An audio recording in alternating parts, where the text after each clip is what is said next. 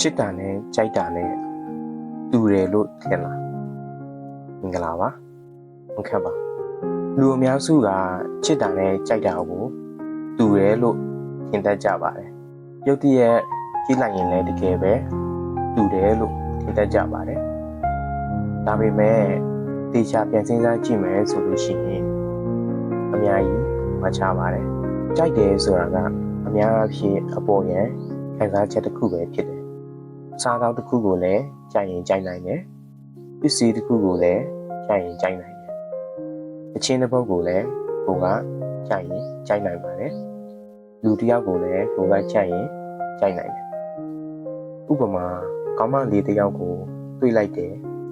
စိတ်ထဲမှာလှလိုက်တာချောလိုက်တာဆိုပြီးတော့တွေးလိုက်မိမယ်ဆိုလို့ရှိရင်ဒါဟာကြိုက်တဲ့အစီပဲဖြစ်ပါတယ်ဒီနေ့ဒီတစ်ယောက်ကိုလှလို့ကြိုက်မယ်နောက်နေ့မှလည်းနောက်တစ်ယောက်ကပိုလှတယ်ဆိုပြီးတော့တက်ကြိုက်မိပါလိမ့်မယ်ဒါကဘာဖြစ်လို့လဲဆိုတော့ကြိုက်တယ်ဆိုတာကပြောင်းလဲမြန်တဲ့ခံစားချက်ဖြစ်ပါတယ်ဒါကြောင့်လူနှစ်ယောက်တွေ့ကြတယ်တစ်ယောက်ကိုတစ်ယောက်ကြိုက်ကြတယ်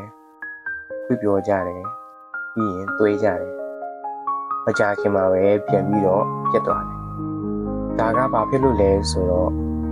ကြိုက်တယ်ဆိုတာရဲ့နောက်မှာညီငွေ့ခြင်းဆိုတဲ့ခံစားချက်ကပ်ပြီးတော့ပါလာတတ်ပါတယ်ဒါကြောင့်ပဲတရားနဲ့တရားကြိုက်ပြီးတော့ဒီကြိုက်တယ်ဆိုတာရဲ့နောက်ွယ်မှာညီငွေ့ခြင်းဆိုတာကပ်ပါလာတဲ့အခါမှာကြိုက်တယ်ဆိုတဲ့ခံစားချက်ကတဖြည်းဖြည်းနဲ့ပြောကြသွားတာပဲဖြစ်ပါတယ်။ဒါကြောင့်ကြိုက်တယ်ဆိုတာကအပေါ်ယံခံစားချက်တစ်ခုပဲဖြစ်ပါတယ်။ချစ်တယ်ဆိုတာကတော့လုံးဝမတူပါဘူး။လူတစ်ယောက်ကိုတကယ်ချစ်မိသွားပြီဆိုလို့ရှိရင်အဲ့ဒီခံစားချက်နဲ့အတူမေတ္တာစေတနာနားလည်နိုင်မှုတွေနဲ့အတူအနစ်နာခံခြင်းစိတ်တွေကအလိုလိုပေါ်လာတတ်ပါတယ်။သူ့ကိုကျမ်းမာစေခြင်းနဲ့သူ့ကိုပျော်နေစေခြင်းနဲ့ကိုယ်အဆင်ပြေခဲ့ရင်တော့မှသူ့ကိုအဆင်ပြေစေခြင်းနဲ့သူစိတ်ညစ်နေတဲ့အချိန်မှာသူ့အနာမှာအတူတူရှိပေးစေခြင်းနဲ့သူအောင်မြင်ရင်ကိုယ်တိုင်အောင်မြင်တယ်လို့ဝမ်းသာပေးနိုင်တယ်။သူနဲ့ပတ်သက်ပြီးအသေးစိတ်ရာစာမှတ်မိနေတယ်။တကယ်လို့မမှတ်မိဘူးဆိုလို့ရှိရင်လည်းကိုကအတင်းကြီးလိုက်မှတ်တာမျိုးသူကြိုက်တဲ့အစာအသောက်သူကြိုက်တဲ့အရာသူမကြိုက်တဲ့အရာတွေတောင်မှ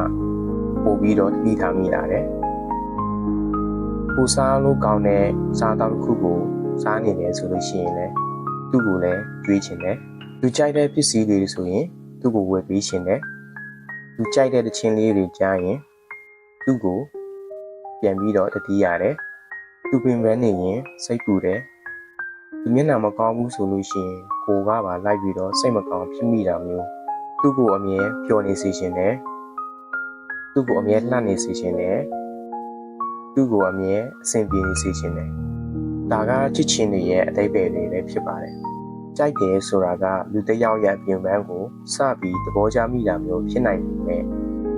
ချစ်တယ်ဆိုတာကသူ့ရဲ့အားနည်းချက်တွေကိုပါလက်ခံနိုင်တဲ့ခံစားချက်မျိုးပဲဖြစ်ပါတယ်အဲဒါကြောင့်ကိုခံစားနေရတာကချစ်တာလားကြိုက်တာလားဆိုတာကိုကိုပြန်ပြီးတော့မေးကြည့်ဖို့လိုအပ်ပါတယ်ဒါကတော့ကျွန်တော်ရဲ့အမြင်လေးတစ်ခုကိုမျှဝေပေးတာပဲဖြစ်ပါတယ်ချစ်တာနဲ့ကြိုက်တာကိုတူတယ်လို့ရောထင်လားသဘောထားကွဲလဲမှုလေးရှိရင်ပုံမှန်အောင်ပါဒီခဲ့လို့ရပါတယ်စူပါ